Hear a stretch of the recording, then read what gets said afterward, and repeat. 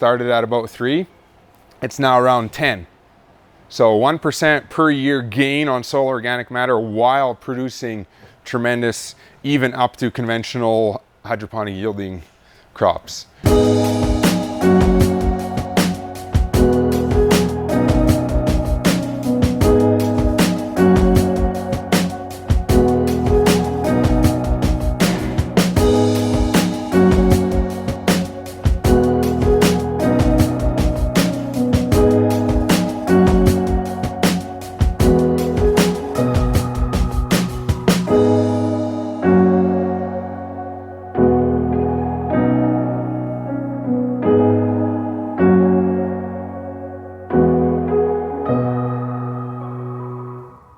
Today's video is with Andrew Manns with Manns Organics. They are located in Coaldale, Alberta. This is about an hour and a half north of the US border to Montana in the province of Alberta. And this is an incredible farm. There's a two-part video series I did at FromTheField.farm. The first part is mostly looking at the greenhouse operation, and then the second part is looking at their field production, some of the tractor implements they're using. This is an incredible farm with a lot going on, and Andrew is really doing regenerative farming in a larger scale than I normally see, particularly in the greenhouse. I've seen regenerative farms as far as agroforestry, pastured animals and whatnot, but what he's doing in his greenhouse is particularly interesting. When you look at the production in here, it looks like it's kind of chaotic, but you see really tall, healthy plants. So they're growing tomatoes, peppers, and eggplants up to 40 feet long, and these plants go for an entire year.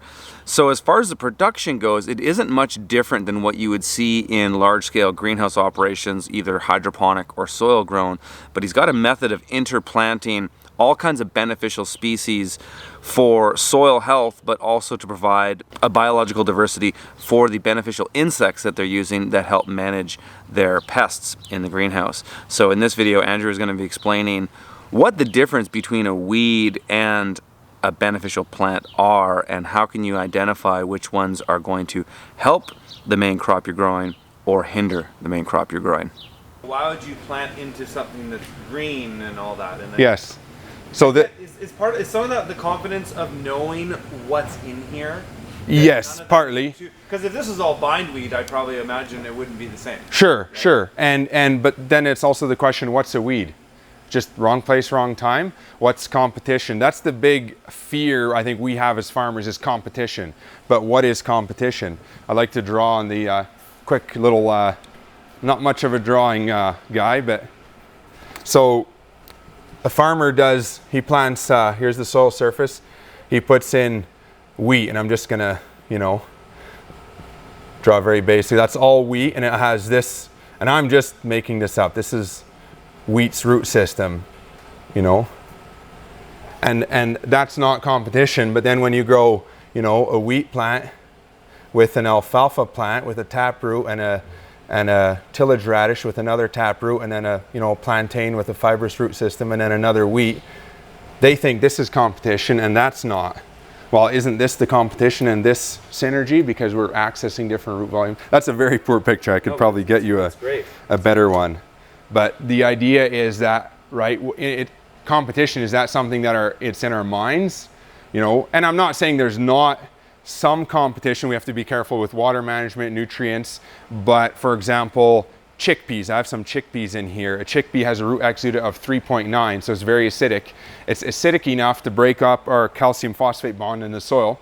We struggle with phosphate availability, so there you go. That's not competition, right? That's synergy. If another plant can do something, share. Plants are all about sharing. That's where the big species cover crops come in too. It's that synergy of all the different plant species, and what that unleashes in the soil is amazing.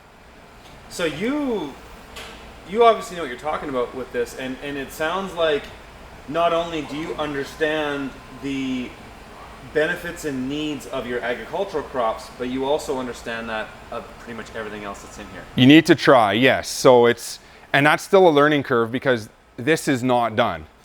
So what we're doing here is literally seat of the pants, just go for it. How much can go wrong? If it goes wrong, it's handwork. So, you know, there's no taking a mower in here, right? No. And it is a little bit of that. So yeah, there's things, okay, the castor beans, if they start to shade out my peppers, all right, we'll cut them back. I want that sunlight on my pepper plants. For the rest, some of it, the borage, that's just been reseeding itself. We'll have to pull a few tomatoes out. There's a few other little things. All this ground cover is good for the soil life, the moisture and the bugs.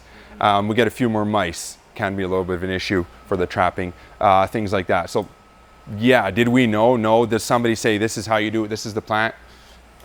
Just went for it. Going for a little bit more perennials like the alfalfa, get some serious roots in. I want to access more soil volume. So for a number of years, we broad forked every row, did a big volume of soil amendments, came in with the tiller, mixed that in because with that many amendments, come in with a new crop, get the dripper, has to re-wet the soil.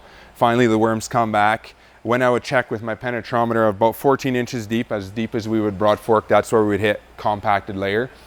Started using some more other products and with all this stuff, now go to a good place, I can 3 feet, just boom. So that access to soil volume is huge. If we access a 14-inch by 2-foot layer of soil, or, you know, 5 feet, the nutrients in that and the life that can happen in that and the worms and everything is just immense. So I think there's a lot more to it than we give it credit for. Wow. And it's been a lot of discovery to Yes. just interact with this. Yes, that's what it is. Just, in a sense, trial and error. Willing to experiment with almost anything. Yeah. Just give it a shot, give it a go, for sure. And not be afraid. Like, I put in some marigolds last year. I actually had flowers in the greenhouse zone before my plants were delivered. So I had, every 10 feet, I had flowering plants before my plants actually came from the propagator. And little interesting note, I posted a picture of that on Twitter, and a well-known bug greenhouse consultant said, well, you know, the marigolds just scare me because that's where the thrips go. But the thing is, if they go there and not on my plant, or the balance is there, it's not about not having the pest, it's about having the balance. It's not about not having any habitat, right? It's not about being sterile. All the greenhouses are, you know, okay, crop comes out, we wash it head to toe, we need to be able to lick off the floor, and we're gonna kill everything and then we'll start clean. Well, we don't kill anything and we don't start clean. I might start with a pest, but that's not the issue. The pest will come, whether you're clean at the beginning of the year or not. I'm not too concerned about the pest coming or not. It's about the balance and it's about the life. And very, very much so, a healthy plant, healthy soil will lead to a healthy plant. Healthy plant will be resistant to the diseases. We're gaining. I'm not there yet. It's a big learning curve. And an even healthier plant for me is if I can get my Brix levels to a point where aphids don't become a problem. If I can get nutrient levels in my peppers, that's the goal, right? And we know that that's going to be the nutrient-dense food that we need to eat, right? What is an insect? Well, an insect is an indicator of a poor plant. So why, and I quote, like, in our infinite wisdom, we kill the scout. It's just telling us that that's not a very good plant, but we say, oh no, we need to kill it because we know how to grow the plant. So let's, you know, step a few steps back and look at the big picture. So that was a segment from a video that was in its longer form at fromthefield.farm, and the registration for my membership website is still open. If you join up between now and July 19th, you can join us, become a new member, and we've got a community forum in there, and I'm posting up to 2 hours of videos every single week. Hope to see you in there.